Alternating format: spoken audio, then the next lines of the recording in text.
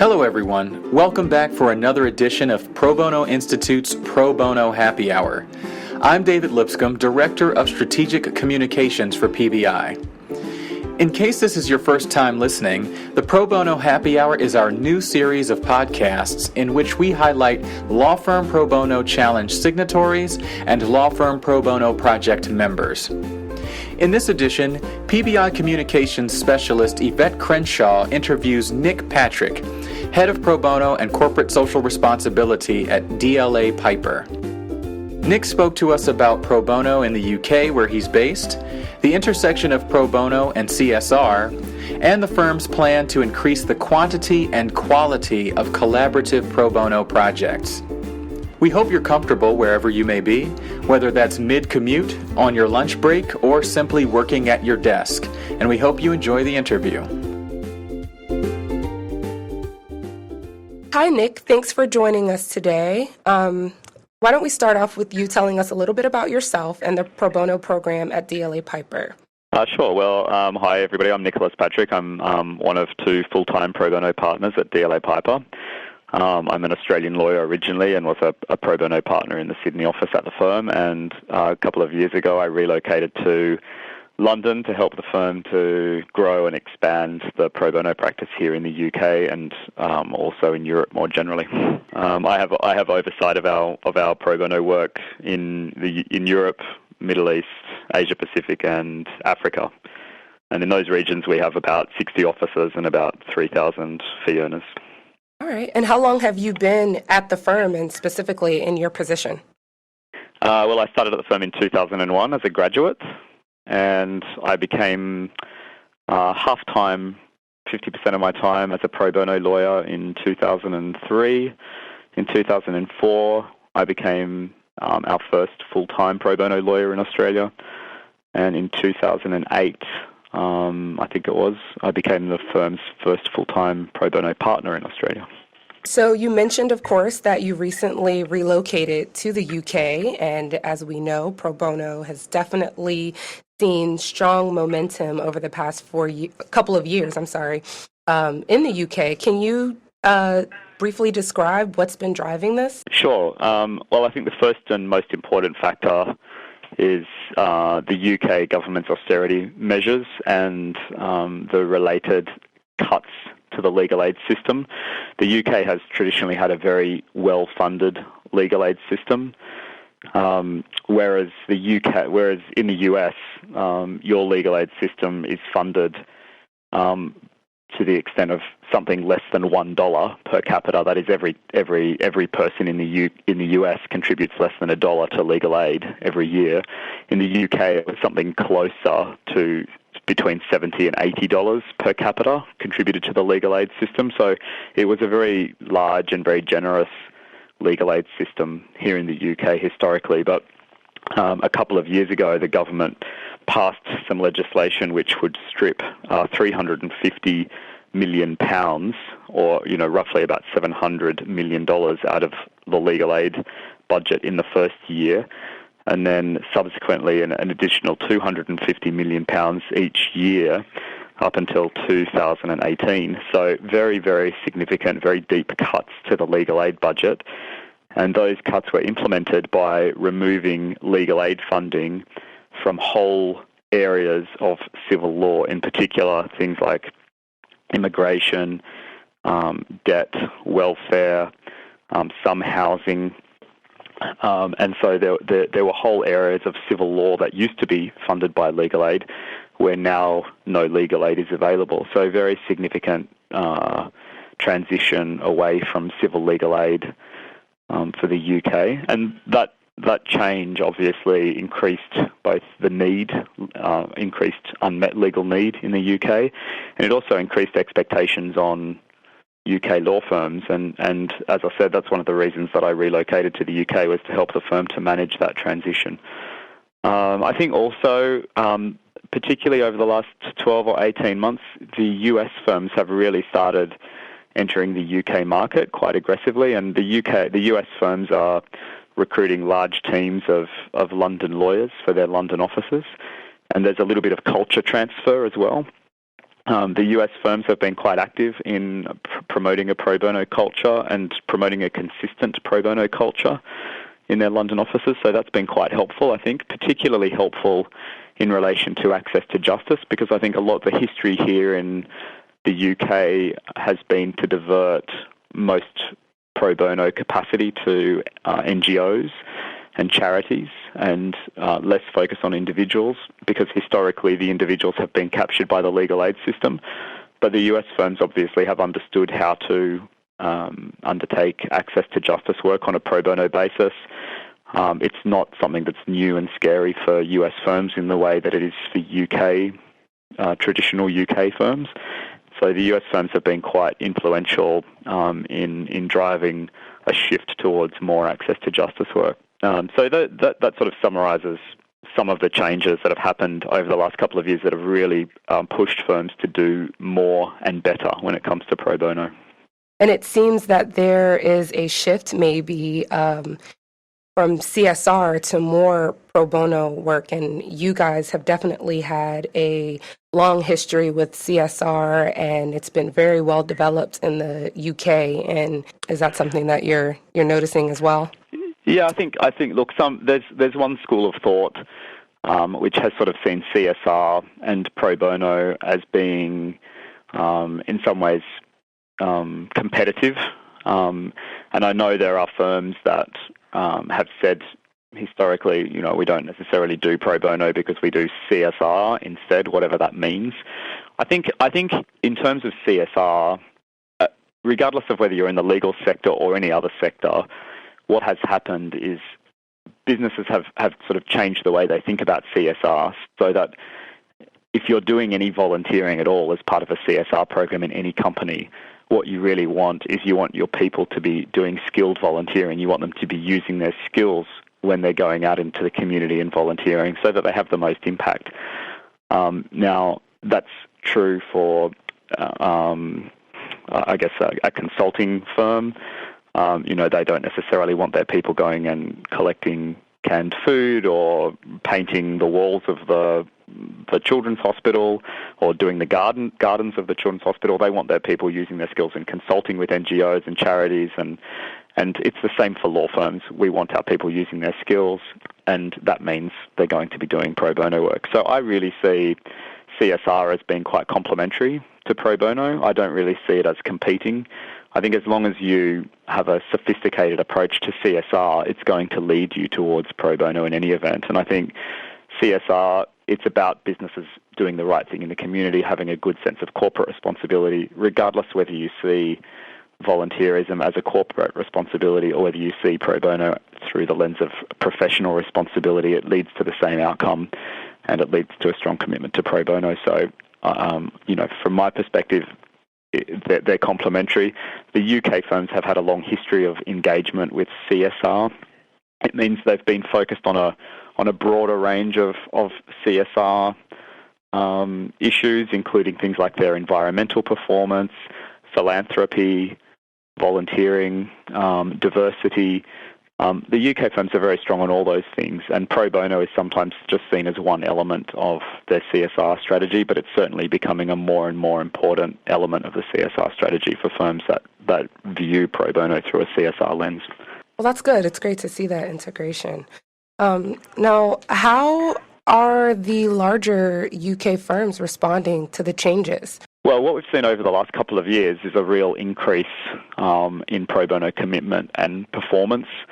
There's definitely more full-time pro bono lawyers. The last couple of years we've seen more firms recruiting more full-time pro bono managers. And as you know, having professional, dedicated pro bono management is probably the biggest predictor of success of a pro bono practice.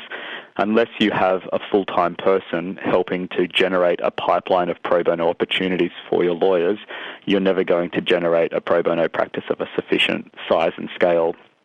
And so I think that is an indication that firms are taking pro bono more seriously and doing more and more pro bono work. We've also seen the collaborative plan for pro bono.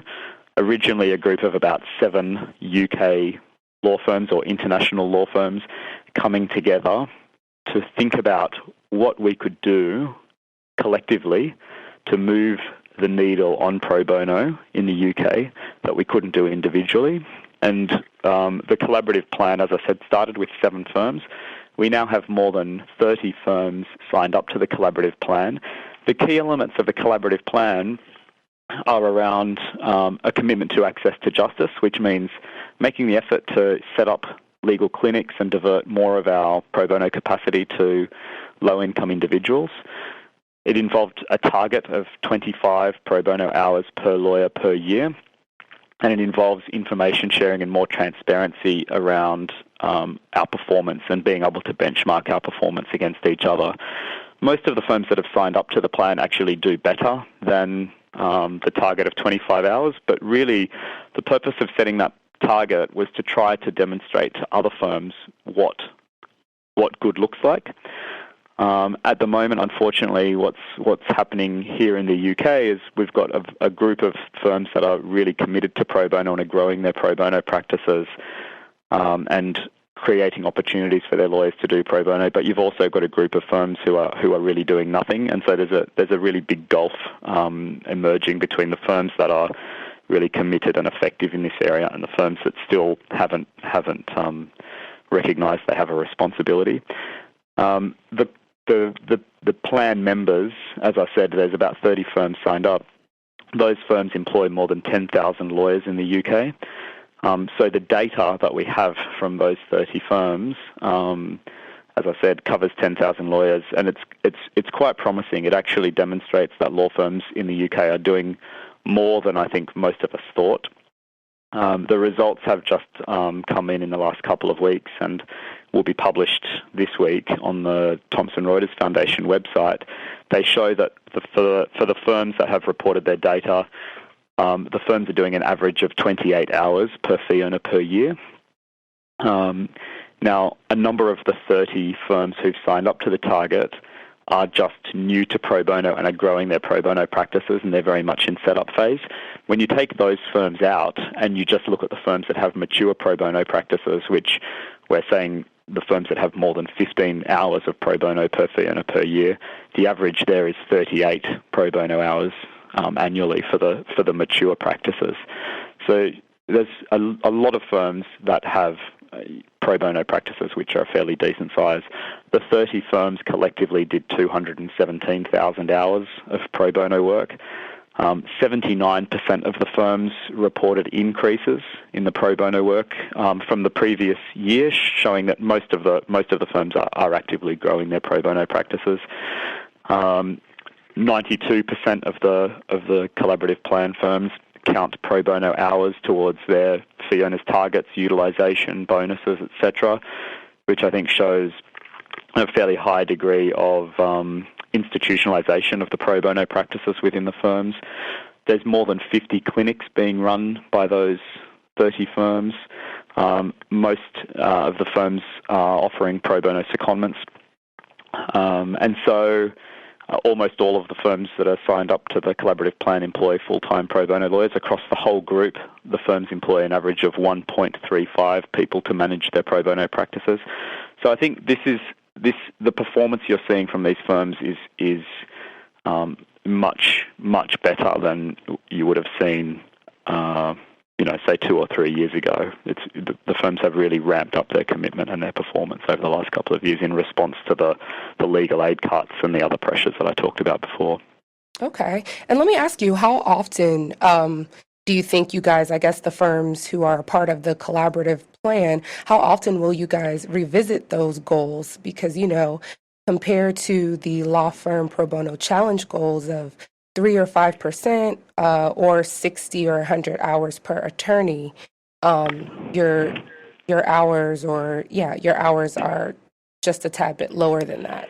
Yeah, sure. Well, I think we had to set the target at a level that would encourage firms to sign up to the target, and it recognises that a number of firms currently aren't doing anything at all, and we want a target that's achievable. I think we also need to balance that against the results in the first year. As I said, the results in the first year show that the average pro bono performance across the entire group is 28 hours per fee earner, which already is in excess of the target, and the firms with the mature practices are doing 38 hours per fee earner. So what is the point of having a target for the group which is less than what we're already doing? That's a question that we need to confront. But as I said, it's about trying to bring more firms to the table and get more firms involved. So that's something we need to consider as well. It's a target which, frankly, obviously is less than the target that firms in the US have signed up to. It's a target which is less than, for example, the internal target we have at DLA Piper. But it's a target that reflects where the market is at this particular moment. And what we're trying to do is bring the market with us, bring the legal sector in the UK with us, and not move ahead so fast that people feel isolated and feel like they could never catch up. So, those are the considerations. As to when it will change, I'm not sure, but it's certainly not a number that's set in stone. It's something that's under constant review. Yeah, that makes sense. That makes a lot of sense. Now, of course, you've talked about the collaborative plan for Pro Bono with a number of law firms. Are you guys also collaborating with other public interest organizations or corporate legal departments? Yes, absolutely. And we're working very closely with the Law Centres Network. The Law Centres Network is the umbrella group for all of the community law centres across the UK. And we're really working very closely with them to identify the areas where Pro Bono can best start to assist low-income individuals. What we don't want to do is undermine the campaign that's going on to restore legal aid funding in some of the areas that have been cut.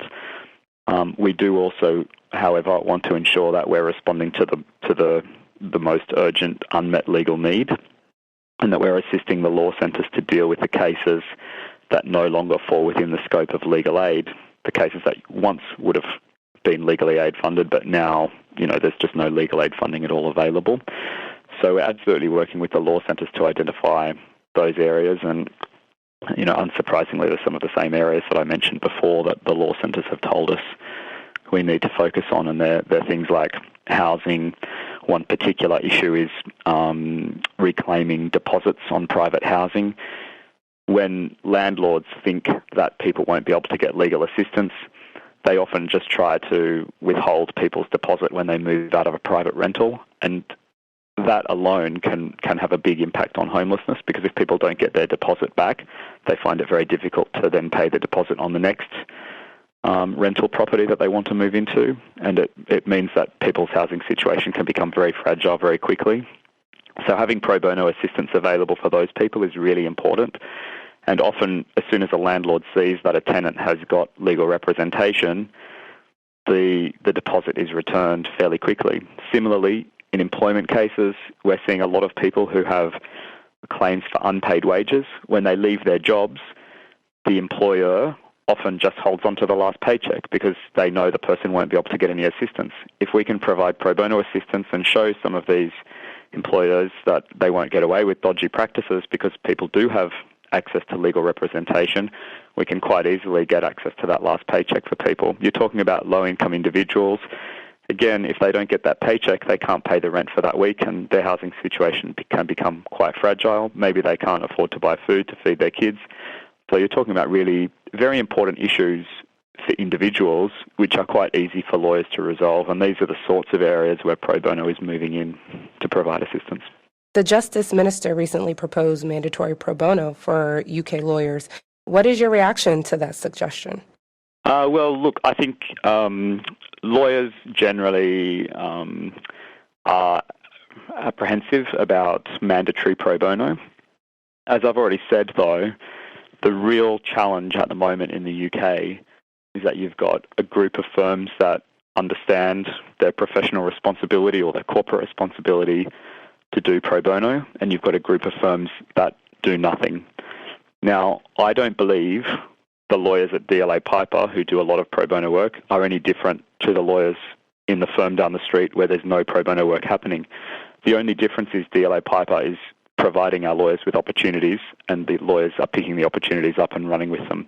The firm down the road is not providing any opportunities. So how do we actually influence the management of those firms to provide the opportunities to the lawyers? We know the lawyers given the opportunities, we know the lawyers will do it. So I think we do need to look at how to incentivize and how to encourage more firms to provide pro bono opportunities to their lawyers who are perfectly willing to do the work. I firmly believe that mandatory pro bono reporting is an important way to encourage firms to do better. I think when there's more transparency around what firms are doing, they tend to do better. Firms, as Esther always says, firms are competitive and conforming environments. If you publish the performance of law firms, they will always try to improve their performance because they don't want to be at the bottom of the table. So I think there's a lot to be said for mandatory pro bono reporting. As you also know, the government in Australia introduced a system where if a law firm wants to undertake work for the government, if they want to be on the government's panel, they need to meet the Australian pro bono target, and they need to commit to maintaining a particular level of pro bono over the coming year. I think if the government in the UK is serious about improving pro bono performance, they ought to use their buying power in the same way the Australian government did to encourage their panel firms to meet a pro bono commitment. So I think while there'll be no appetite for mandatory pro bono, you can certainly put other mechanisms in place that would certainly have a real impact, an overnight impact on pro bono capacity, and those sorts of things should absolutely be on the table. Well, thank you, Nick, for your time. We really appreciate you speaking with us today, and we look forward to seeing the report that you guys are going to put out here soon. And keep up the good work. Thanks, Yvette. It was great to talk to you.